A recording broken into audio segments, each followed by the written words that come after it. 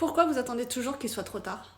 J'ai beaucoup de professionnels, donc travailleurs non salariés, profession libérale, des gens qui sont effectivement à leur compte, même auto-entrepreneurs, et qui n'ont pas de prévoyance. Alors, vous avez vos assurances, RC Pro, etc., pour avoir le droit d'exercer dans tel ou tel métier, etc. Mais la prévoyance, ça, vous oubliez. Pourquoi? Déjà, si vous êtes en bonne santé actuellement, ça va pratiquement rien vous coûter et on va partir de votre chiffre prévisionnel si vous venez juste de vous lancer.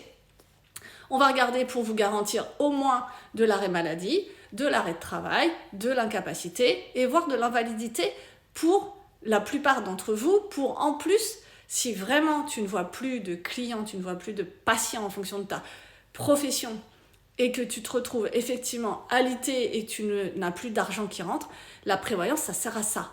Donc la plupart d'entre vous, je récupère des dossiers parce que je suis très spécialisée sur le médical aggravé, donc on vient me voir pour de la prévoyance parce que effectivement, il est trop tard, entre guillemets, on peut toujours trouver des solutions, mais il nous est déjà arrivé quelque chose, on a eu un accident non indemnisé, on s'est retrouvé l'un ou l'autre en plus à fermer une société parce qu'il n'y avait plus d'argent pour pouvoir faire en sorte que vous gagnez votre vie, donc il y en a la plupart qui retournent dans le salariat, tout simplement parce qu'ils n'ont pas prévu les choses.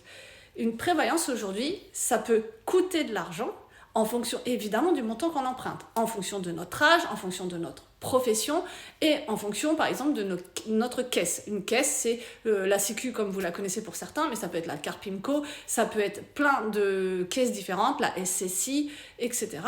Et les tarifs sont en fonction de tout ça. Et des montants que vous voulez garantir.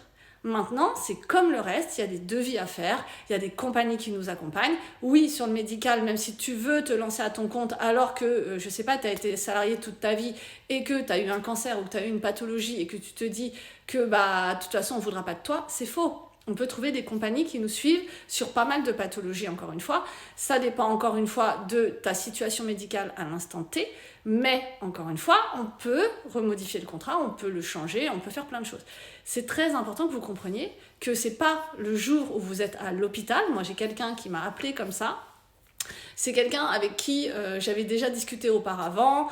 C'était un travailleur non salarié, plombier et qui n'avait pas de prévoyance. Je lui avais dit, prends-en une, c'est important, on garantit au moins ton salaire, etc., enfin ce que tu te verses, etc. Il m'a appelé, il était à l'hôpital pour un problème lié à son dos, donc il était vraiment hospitalisé, et il a voulu savoir si là, il pouvait prendre une prévoyance pour faire indemniser cet arrêt-là. Non, je ne ferai pas de miracle en fait. À partir du moment où tu es déjà à l'hôpital ou dans le camion de pompier, ne m'appelle pas, c'est trop tard, c'est trop tard.